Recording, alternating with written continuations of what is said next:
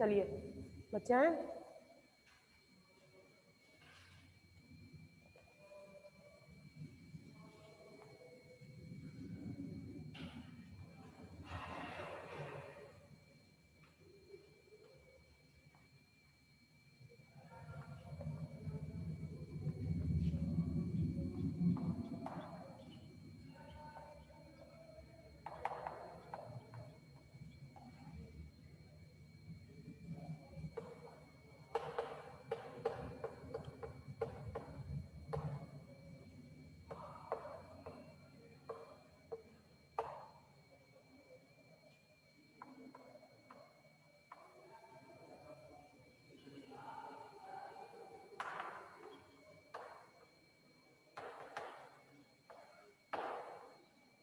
चलिए हम लोग क्या पढ़ रहे थे?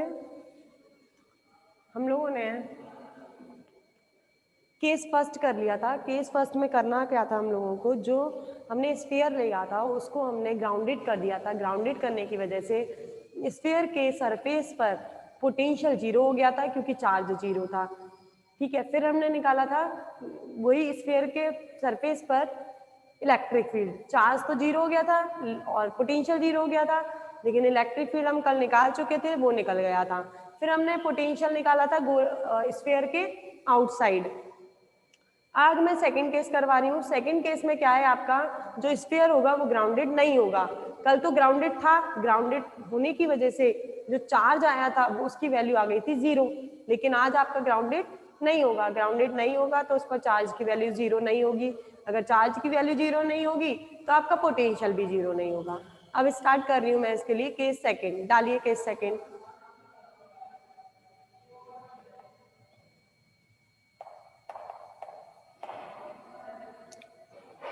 केस सेकंड स्टार्ट करते हैं। केस सेकंड के अंदर क्या कर रहे हैं हम लोग लेके चल रहे हैं कि आपका आज स्फीयर ग्राउंडेड नहीं है। ग्राउंडेड नहीं है तो उस पर जो चार्ज डिस्ट्रीब्यूशन है वो यूनिफॉर्मली है। देखिए from equation 11,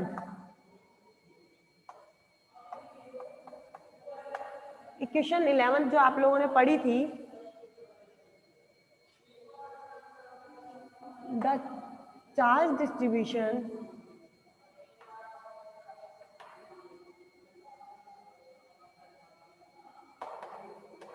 is uniformly on the surface of sphere।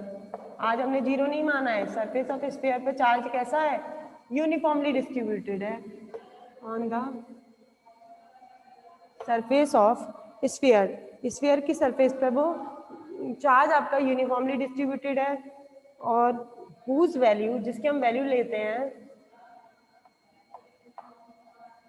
अगर यूनिफॉर्मली डिस्ट्रीब्यूटेड है तो उस पर वैल्यू जीरो नहीं होगी। पोटेंशियल किससे लिया था हमने, साई आर थीटा था, तो पोटेंशियल सरफेस पर कितना, रेडियस कितनी है ए। आज वैल्यू जीरो नहीं होगी सरफेस के ऊपर, सरफेस के ऊपर वैल्यू कितनी होगी, आज पोटेंशियल मिलेगा। और कितना मिल रहा है आज हमें, वी थीटा। मैंने माना कि आज आपका जो स्फीयर है वो ग्राउंडेड नहीं है। ग्राउंडेड नहीं है तो उस पर चार्ज डिस्ट्रीब्यूशन कैसा रहेगा, यूनिफॉर्मली रहेगा। अगर यूनिफॉर्मली रहेगा तो पोटेंशियल की value psi a theta, r की जगह ए लिख दिया क्योंकि आप सरफेस पे की बात कर रहे हैं, रेडियस ए है, तो पोटेंशियल जीरो नहीं होगा। आज पोटेंशियल कितना लेके चल रहे हैं इसका, वी, और पोटेंशियल की वैल्यू इस पर रहेगी वी। अब हमें क्या करना है, जब आपका ग्राउंड नहीं है तब आपको पोटेंशियल की वैल्यू स्फीयर के अंदर और स्फीयर के बाहर दोनों कंडीशन में फाइंड आउट करके लानी है। स्फीयर के ऊपर तो पता चल गई, ये होगी पोटेंशियल, लेकिन अब दो केस और बचे, एक तो अंदर और एक बाहर। पोटेंशियल की वैल्यू फाइंड आउट करनी है। लिखिए आगे, now find out the value of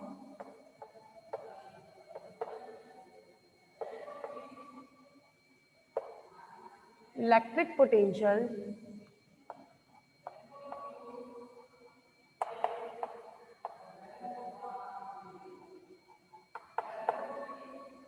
inside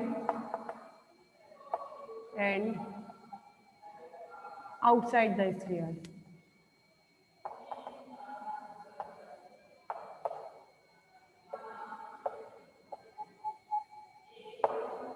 आज आपको इलेक्ट्रिक पोटेंशियल की वैल्यू निकालनी है इनसाइड और outside the sphere.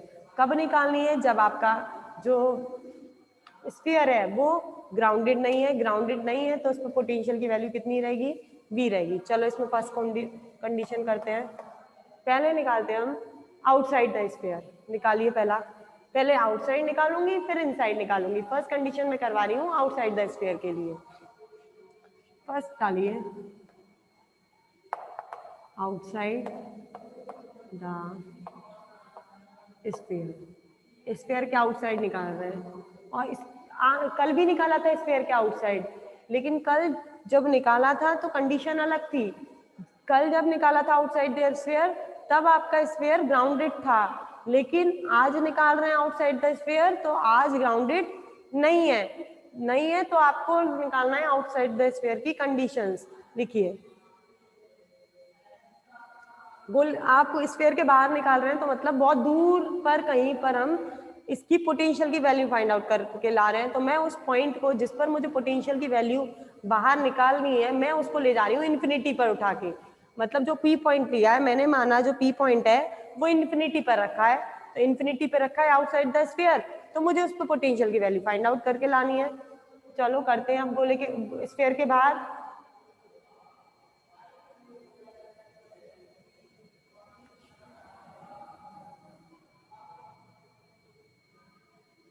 Eight large distance मतलब बहुत ज्यादा दूरी पर, at large distance that is r tending to infinity the potential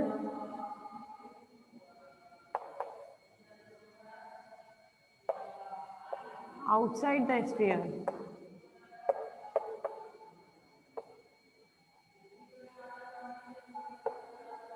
will be, बहुत ज्यादा दूर होगा तो पोटेंशियल कितना होगा? जीरो। इन्फिनिटी पे पहुंच जाओगे वहां पर पोटेंशियल कहां से आएगा? क्योंकि चार्ज तो सारा गोले जो स्फीयर है उसके ऊपर है और आप बहुत दूर जा रहे हो, तो फिर वहां पर तो पोटेंशियल मिलने वाला ही नहीं है क्योंकि वहां चार्ज होगा ही नहीं। चार्ज तो कहां पर डिस्ट्रीब्यूट हो गया है? सारा स्फीयर के ऊपर। जब स्फीयर के ऊपर है तो मतलब आपका बहुत ज्यादा डिस्टेंस पर वहां पर चार्ज नहीं है तो वहां पर पोटेंशियल की वैल्यू क्या मिलेगी? जीरो। इसका मतलब जब आपका point r tending to infinity पर होगा तब पोटेंशियल की वैल्यू क्या फाइंड आउट होके आएगी? आपकी जीरो आएगी। अब इस कंडीशन को मैं इक्वेशन नंबर 11 में पुट करती हूँ।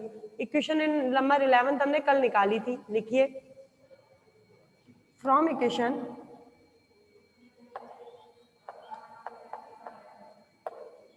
इलेवेंथ इक्वेशन कल निकाली थी, क्या थी? आप लिखिए जरा, psi r theta summation l बराबर 0 से infinity a l r to की power l plus b l r to की power minus l plus one P l cos theta, यही था। अब कंडीशन लगाइए आर टेंडिंग टू इन्फिनिटी पे psi zero at r tending to infinity.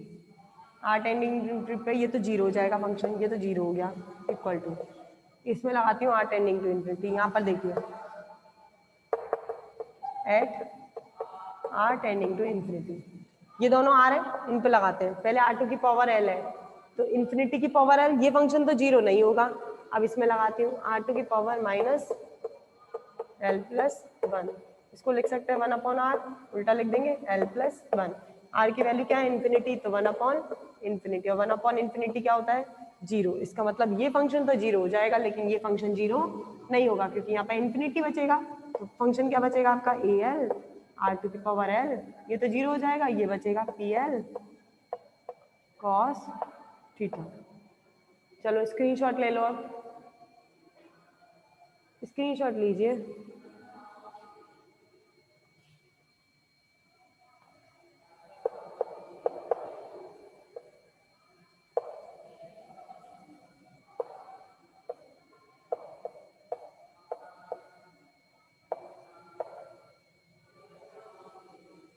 Screenshot लीजिए।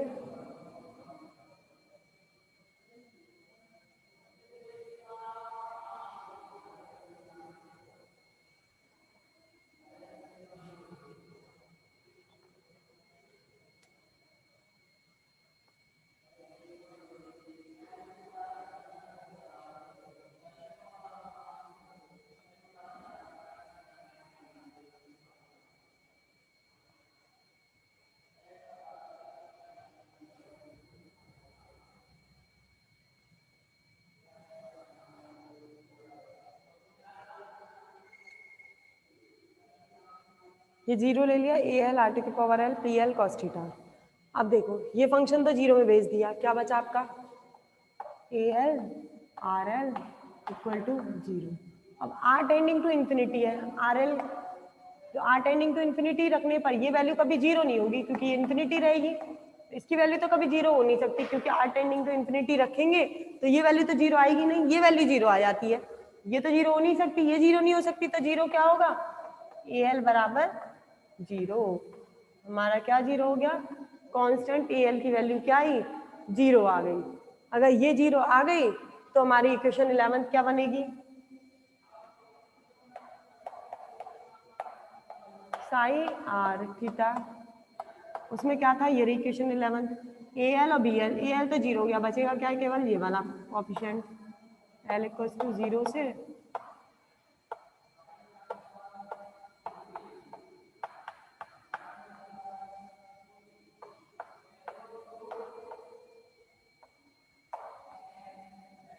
ये बचेगा। जब वो जीरो हो जाएगा तो फंक्शन कौन सा बचता है आपका, ये वाला बचता है, तो इसे लिखते हैं बी एल आर टी की power minus l plus one P l cos theta. ये डाल दीजिए इक्वेशन नंबर 12। कल देखो जब कल आपका स्फीयर ग्राउंडेड था तब जो A1 था वो तो माइनस ही नॉट निकला था और A2 A3 A4 बाकी सब जीरो निकले थे, लेकिन आज जब ग्राउंडेड नहीं है तब AL पूरा ही जीरो निकला है, मतलब L बराबर 1 पर 2 पर 3 पर 4 पर सब पर वैल्यू कितनी आती है, कोएफिशिएंट कांस्टेंट A की जीरो आती है। ये कांस्टेंट A की वैल्यू क्या हो जाती है आपकी जीरो हो जाती है, किसी पर भी निकाल लीजिए आप, लेकिन कल आपकी जीरो नहीं आई थी, कल एक L इक्वल टू 1 पर तो वैल्यू निकली थी, वो निकली थी माइनस ई नॉट। अब देखते हैं ये आपका आउटसाइड द स्फीयर पोटेंशियल निकल गया, आउटसाइड द स्फीयर ये रहा पोटेंशियल की वैल्यू, वही तो निकालना था हमें, electric potential outside the sphere कितना निकला outside the sphere, electric potential इतना निकल गया। इसमें एक कांस्टेंट है Bl, मैं क्या करूं इस कांस्टेंट की वैल्यू निकालकर इसमें पुट कर दूं तो मेरी किसकी वैल्यू आ जाएगी, outside the sphere electric potential find out हो जाएगा। अब मुझे करना क्या है इसके अंदर, सबसे पहले हम मुझे इस कांस्टेंट की वैल्यू निकालनी है, इस कांस्टेंट की वैल्यू निकाल के इसमें रखनी है, रखने के बाद जो मुझे मिलेगा वो क्या मिलेगा, electric potential outside the sphere. वैसे निकल तो आया ये रहा इलेक्ट्रिक पोटेंशियल, बट मुझे अब निकाल करना क्या है इसके अंदर, Bl की वैल्यू निकाल कर इसमें पुट करके तब इसकी इलेक्ट्रिक पोटेंशियल की वैल्यू फाइंड आउट एक और बार करके लानी है। अब मेरा काम है मुझे Bl की वैल्यू फाइंड आउट करना, चलिए क्योंकि AL कांस्टेंट तो जीरो ही आ गया है, अब मुझे Bl बचा है उसकी और निकाल देते हैं वैल्यू। चलो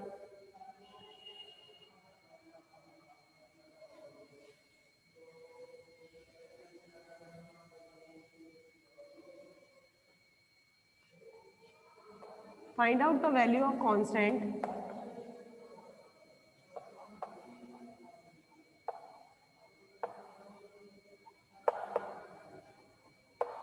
Bl in equation 12। मुझे क्या करना है, कांस्टेंट Bl की वैल्यू फाइंड आउट करनी है इक्वेशन 12 के अंदर। सो अब मैं क्या करती हूँ इस इक्वेशन को किसी एक कांस्टेंट से मल्टीप्लाई करती हूँ, सो वी मल्टीप्लाई बाय, देखो यहाँ क्या चल रहा है, ये पी एल एक्स कल जैसे मल्टीप्लाई कर रहे थे फिर इंटीग्रेट कर रहे थे, कल पी एल प्राइम एक्स से मल्टीप्लाई किया था और फिर माइनस से 1 + 1 तक इंटीग्रेट किया था, ऐसे ही आज मल्टीप्लाई कर रही हूँ पी एल एक्स है, मैं पी वन एक्स से मल्टीप्लाई कर रही हूँ, multiply by P one x and integrate from, और इंटीग्रेट कहाँ से कहाँ तक करते हैं,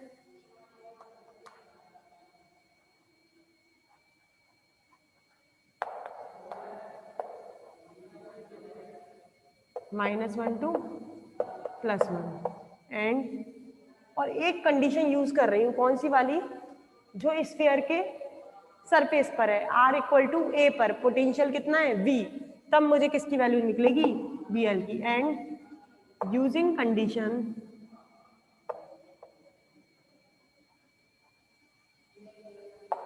on the surface of sphere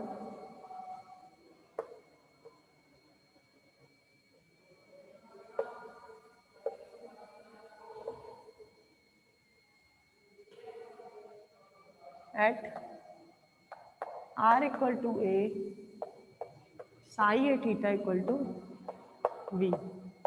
ये कंडीशन लगा रही हूँ और मल्टीप्लाई कर रही हूँ P1x से, और ये तो हमने आउटसाइड द स्फीयर निकाल दिया जब आपका पोटेंशियल की वैल्यू आउटसाइड द स्फीयर, लेकिन मैं सरफेस का स्फीयर की कंडीशन इसलिए लगा रही हूँ क्योंकि मुझे कांस्टेंट की वैल्यू फाइंड आउट करनी है।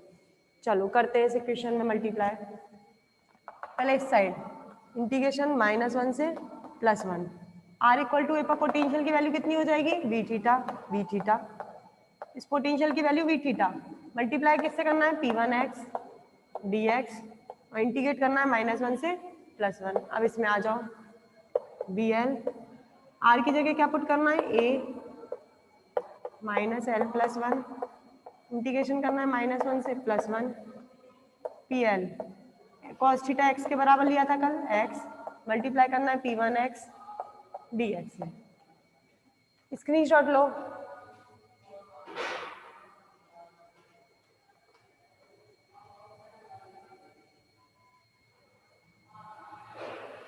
स्क्रीनशॉट लीजिए।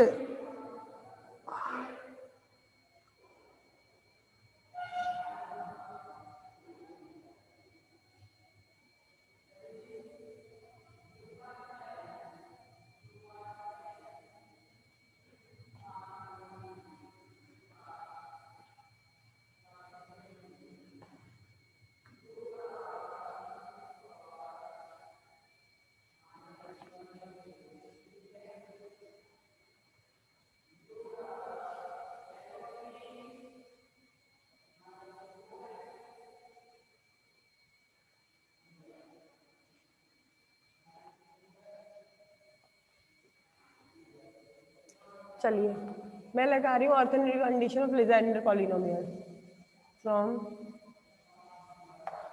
ऑर्थोगोनैलिटी ऑफ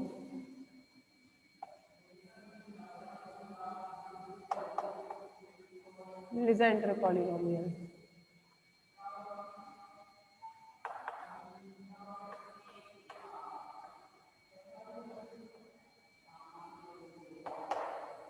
लगाइए, क्या होती है, -1 से +1 PLx PL'(x) dx, वैल्यू कितनी होती है इसकी, 2/12l+1, यही होता है।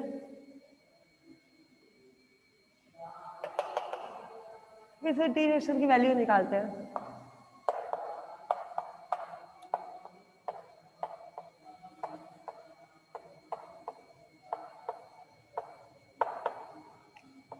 टू अपॉन टू, एल कितना है 1, 2l+1 डेल l1। अब इसमें पुट कर देते हैं इसकी वैल्यू, यहाँ रख देती हूँ।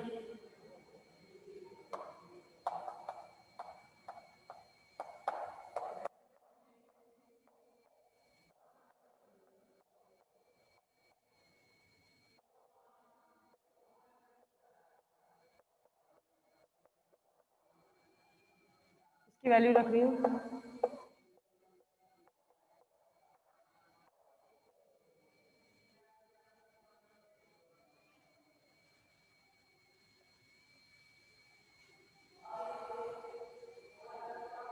चलो अब ले लेती हूँ इकोनॉमिकल डेल्टा फंक्शन 1 कब हो जाएगा, जब एल बराबर लेंगे। टेकिंग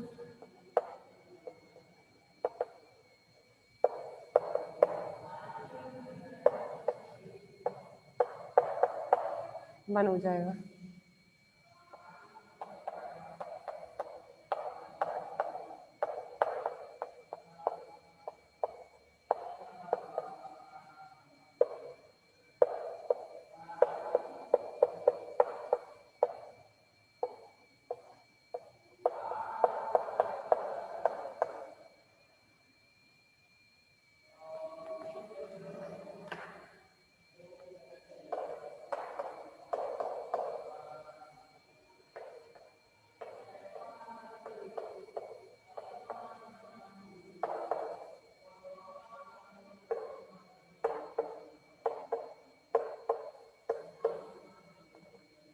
मुझे क्या करना है, कांस्टेंट उसकी वैल्यू निकालनी है।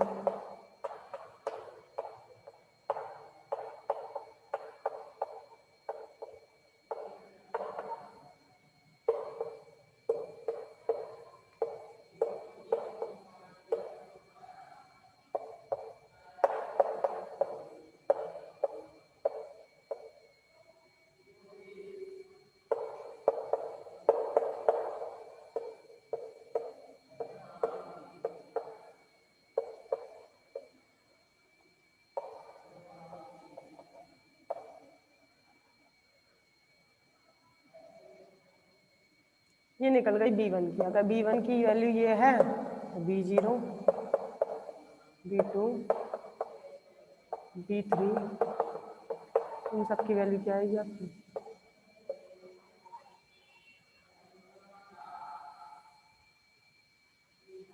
स्क्रीनशॉट लीजिए।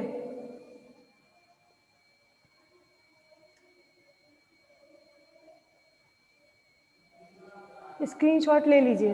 मेरी निकल गई है कांस्टेंट। ए कांस्टेंट की वैल्यू तो 0 आ गई, लेकिन बी वाले कांस्टेंट में ए के लिए तो सबके लिए 0 है, भले वो A1 हो, A2 हो, A3 हो, A4 हो, लेकिन बी वाले के अंदर केवल B1 की वैल्यू आती है और बाकी सबकी क्या रहती है? 0। कांस्टेंट की वैल्यू निकल चुकी है, अब उस वाली इक्वेशन में रख दीजिए। इक्वेशन 12 में हमारा आउटसाइड द स्फीयर निकल जाएगा पोटेंशियल की वैल्यू। पहले स्क्रीनशॉट ले लो, फिर आगे करते हैं।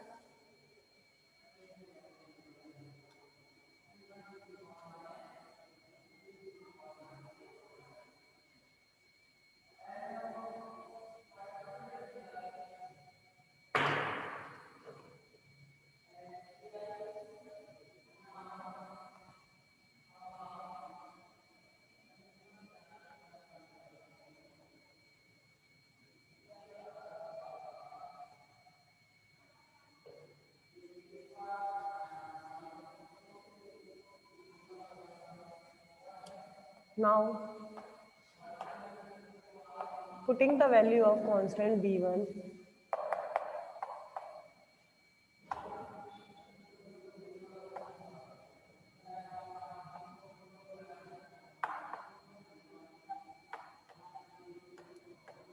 in equation first. Equation first में रखते हैं कांस्टेंट B1 की वैल्यू क्या थी? फर्स्ट नहीं, 12th। Psi r theta summation L equals to 0 से इन्फिनिटी B1 की वैल्यू कितनी आ गई? 3a² इंटीग्रेशन -1 से +1 b थीटा P1x dx। ये तो निकल गई B1 की वैल्यू। B1 के साथ क्या था आपका? a² -l+1 और संग में क्या था? PL cos theta. ये निकल गया आपका outside the sphere potential.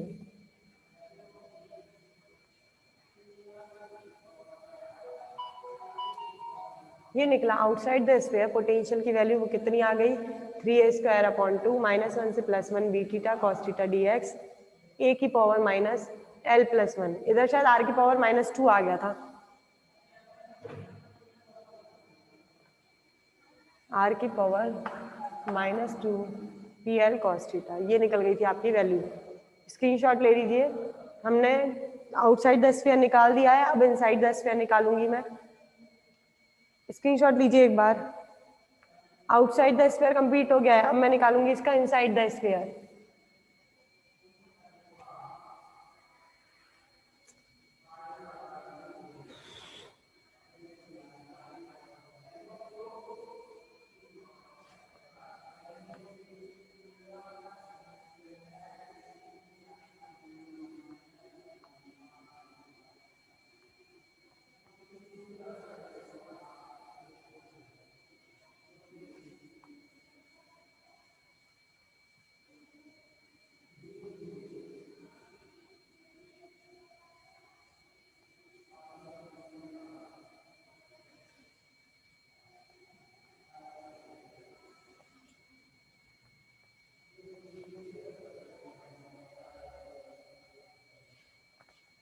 Second डालिए।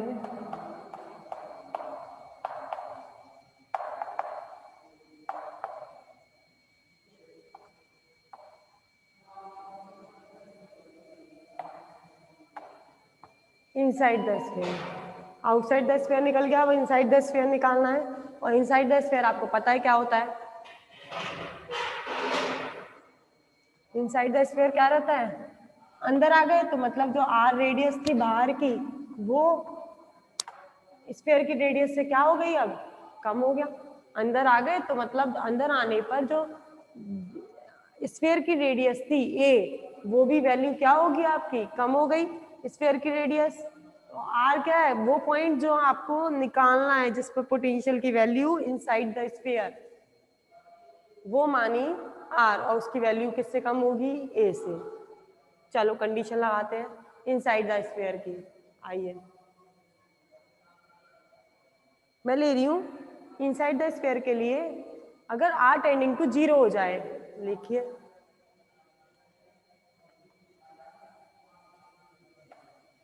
इनसाइड द स्फीयर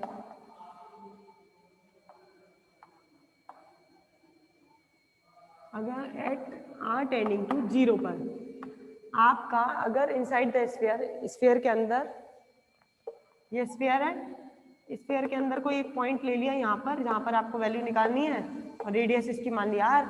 अगर ये रेडियस 0 हो जाए, अगर ये 0 हो जाएगा तो पोटेंशियल क्या हो जाएगा लेने पर, 0। पोटेंशियल अपने आप क्या हो जाएगा उस जगह, 0 हो जाएगा।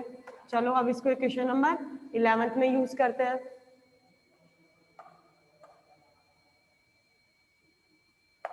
फ्रॉम इक्वेशन 11th इक्वेशन में यूज कर रही हूँ इसको।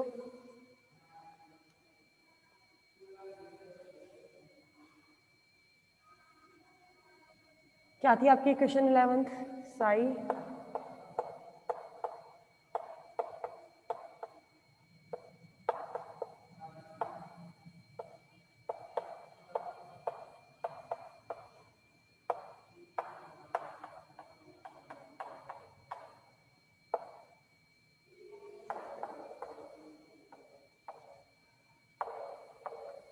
लगाइए कंडीशन आर टेंडिंग टू 0 पर।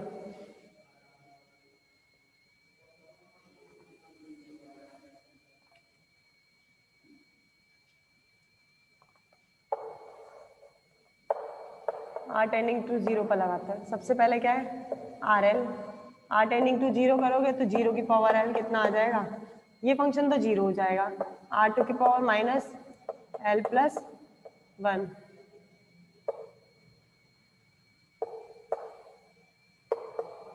वन अपॉन आर टू की power l plus, r tending to 0 लो, 0 की पावर एल प्लस 1, 1 अपॉन 0 क्या हो जाता है, इनफाइनाइट। इसका मतलब इसकी वैल्यू तो 0 होगी नहीं, वैल्यू किसकी 0 होगी इस बार, इसकी। रखिए ये तो 0 है ही आर टेंडिंग टू 0 पर, ये नहीं 0, 0 कौन सा होगा, ये वाला, तो ये तो 0 हो गया, ये 0 नहीं होगा।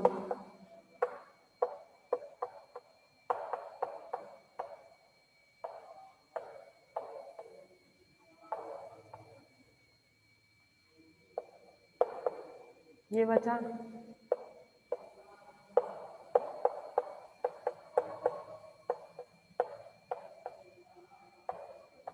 इसको 0 में भेज दिया।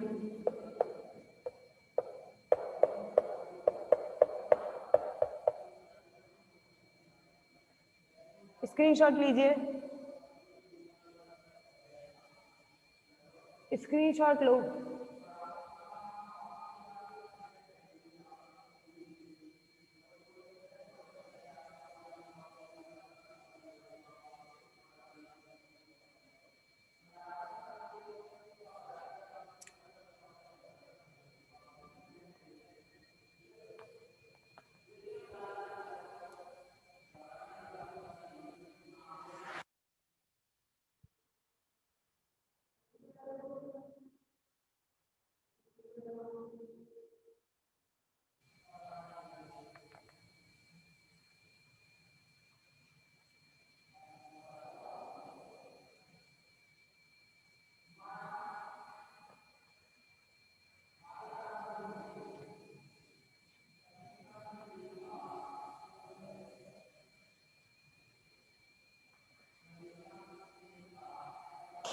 रीजॉइन करो, रीजॉइन करो, रीजॉइन।